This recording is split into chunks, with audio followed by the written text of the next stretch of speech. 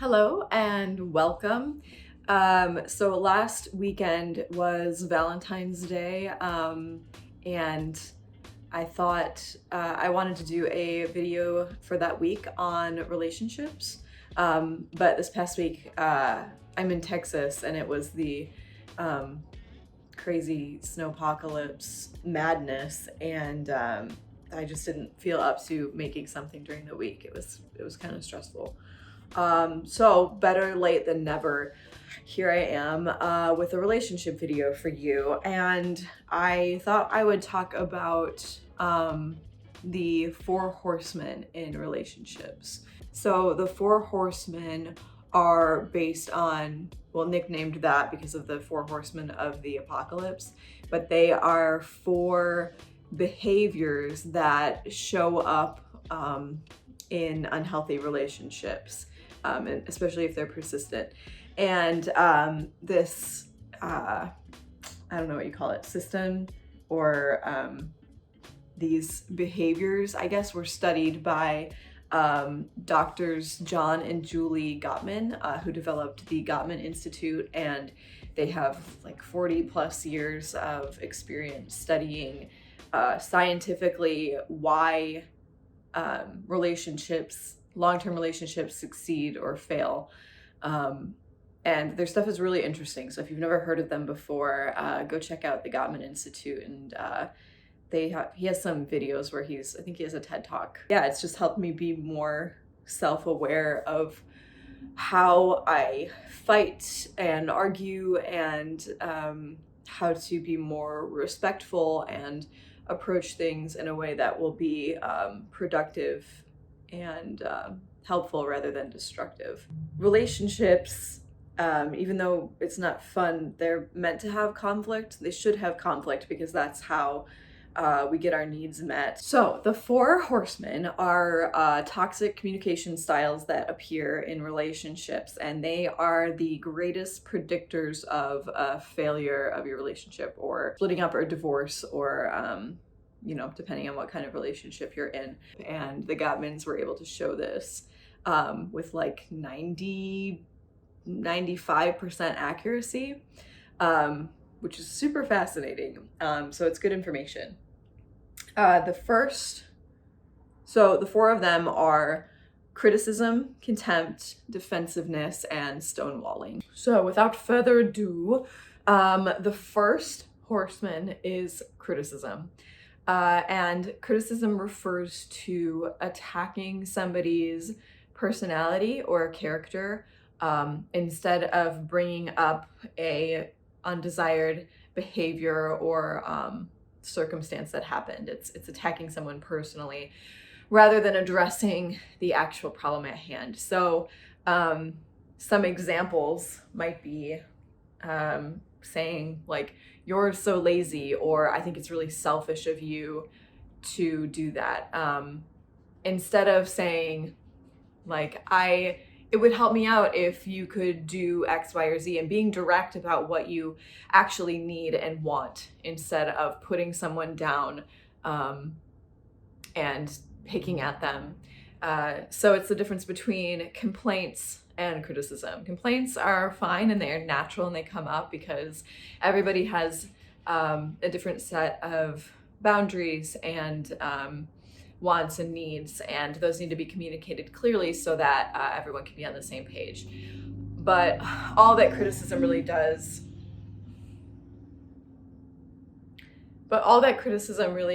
is tears someone down and picks them apart and makes them feel like they're not good enough and like they're not doing a very good job.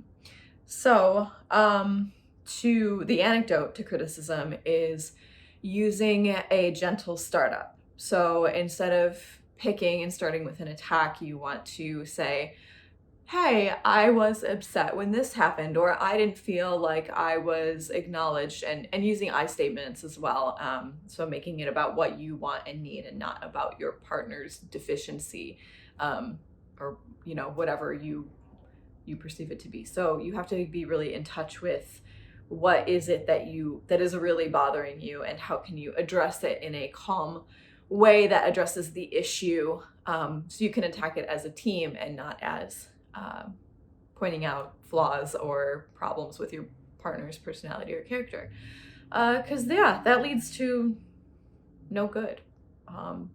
It just makes the other person feel less than and like a failure. So next is contempt, and contempt shows up as an attempt to personally like degrade or insult sense of self-worth, putting your partner beneath you, and it shows up as little, like, it can show up in a lot of ways, and it is the according to the Gottmans, the number one killer of love is showing contempt. So it can be little gestures like eye rolls or sarcastic, demeaning comments. I think it shows up a lot, or an example that I thought of is like being out with other people and like making small jabs about your partner or like public critiques about them shows contempt. And if you've ever been around that as a person, like that's super annoying and uncomfortable when you're not a part of the relationship. And I'm sure it's uncomfortable in the relationship as well. But yeah, that's just something that I thought of.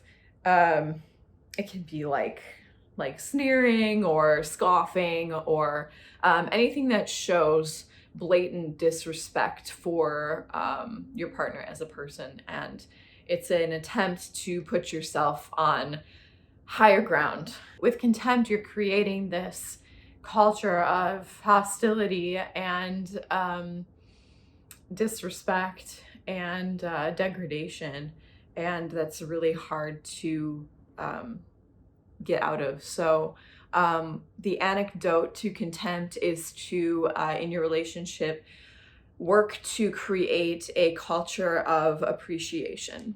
So you want to be thanking your partner and pointing out things that you like, and in your head, I think this plays the biggest role, I think, for contempt, is not having little stories and little fights and reading into motivations. And those things, I think, can really, get in your brain and destroy your relationship because you're not actually paying attention to what's happening, or, be consciously thinking of your partner as like equal to yourself and holding the relationship in a higher place.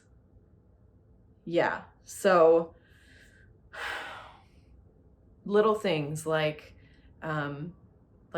thanking or commenting on behaviors that you like to see, or just like, fluffing each other up is a good antidote to contempt, and always having like a sense of respect for your partner as a person.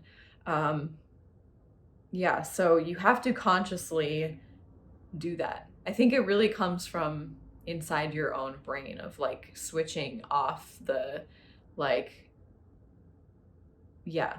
valve that says I'm gonna like try to push them down because I feel bad about myself, or I'm frustrated with my needs not getting met. So you have to turn that valve off and turn on the valve of like, this is what I love about my partner, and I'm going to consciously try to focus on that. And if my needs aren't being met, I'm not going to insult and eye roll and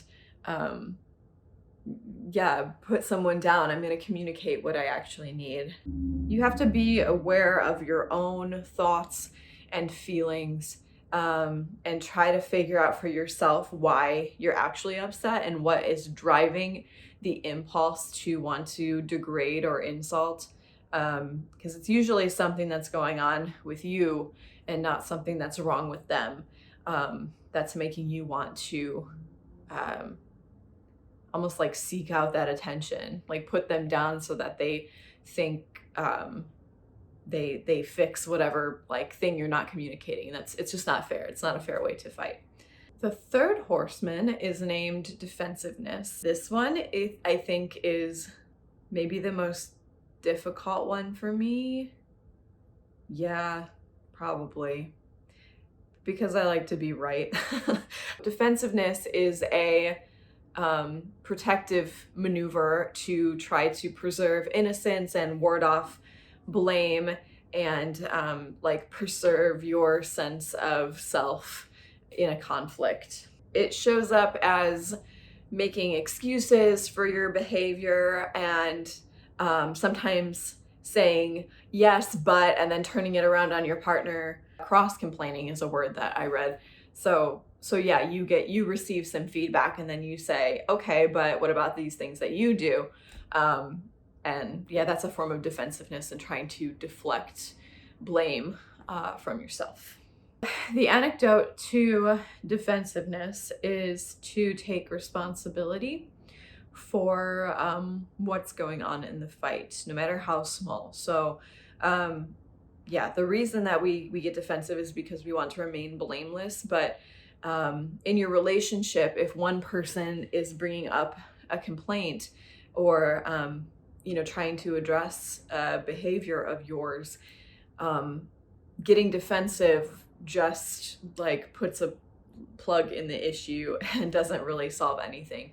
So no matter how small, the best thing to do is to listen to what's being said and try to understand what the root of the problem is and what your partner is trying to address, and then accept some responsibility for it, even if they have things to address themselves. And that's something that you can talk about and do together. But to just say, I'm sorry, I didn't realize, I will try to be better about that. Or yes, I did do that. Even just to acknowledge it, I did do that and I'm sorry, and that was rude or that was disrespectful, already repairs what's going on. You want to validate what your partner is saying. So listen and say, yeah, I understand.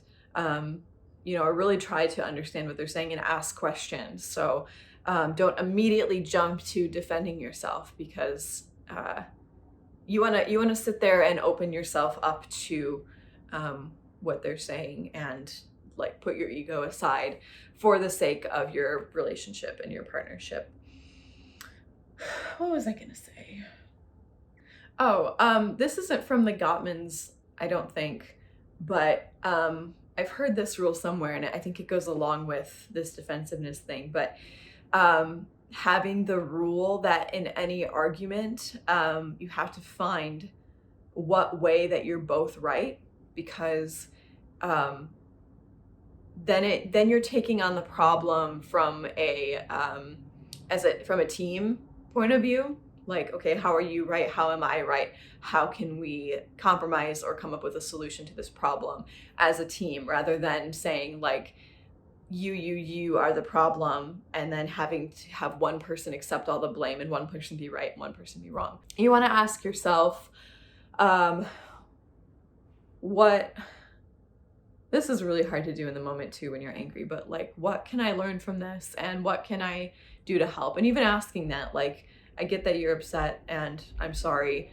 What can I do that would make it better? The last one is stonewalling. And stonewalling is what happens when there is a total breakdown in communication and one person shuts off or turns away completely.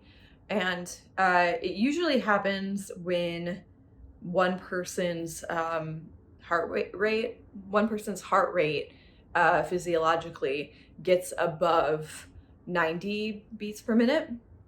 And I think that's when the fight or flight response kicks in. So when that starts to happen, you really can't communicate just based on like your body's state. So the way that people react to this is we'll just shut down and they'll use one-word answers or not say anything at all, and just like stare or walk away. Meanwhile, the other person is like chasing them down and wanting to communicate, or you both turn away and don't talk to each other. And that's just, it's completely destructive and unhelpful. But the reason that people use stonewalling in addition to just the body response is to usually try to like calm down the situation or protect themselves, because they don't know how to communicate what they want or need or what they feel at the time. So they shut down. But it doesn't work the way it's intended to, because it usually leaves the other person on the outside. Like, it's literally putting up a wall between you and the other person and locking out the problem that they are bringing up, or that you're trying to solve, whatever you're trying to argue about. So it leaves the other person feeling like they are uncared for, like their needs are not going to get met, like they're not being understood, like you don't care. So it's really not a helpful tool.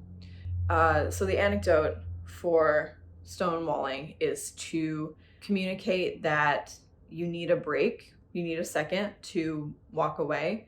It's actually good because you need to calm your heart rate down and practice self-soothing. If you are the one stonewalling, you need to ask for space, go take your space, self-soothe, listen to music, sit and think, and sort out what it is that, what are you feeling that you're trying to protect yourself from?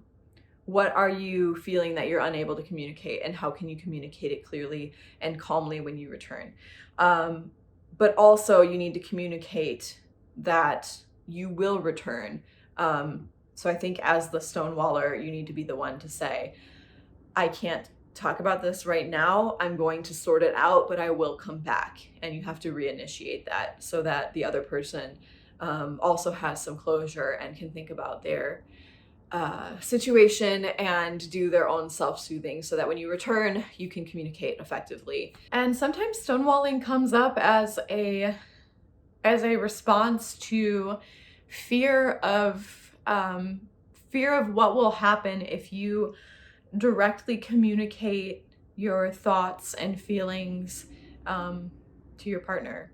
So during your time apart, when you're psychologically self-soothing, you want to try to avoid thoughts that place you in victimhood or that are destructive to the argument. You want to try to avoid thinking, I don't have to take this, or like they're, criticizing your partner, coming up with those contemptuous stories. You want to actually sit and go inside and address what is going on for you and what needs you need to express and what feelings you're afraid of communicating in that moment, so that you can return to the conversation in a productive way.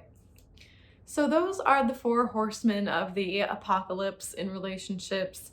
I hope you got something out of this, and if you haven't heard about it before, found it useful, and can use it as a tool to strengthen and better your relationship. I've found it to be super helpful for myself, and I catch myself doing some of these things, but it's nice to know that I have the tools and ability to be better about that, and not take these things out of my partner, so that our relationship can be stronger.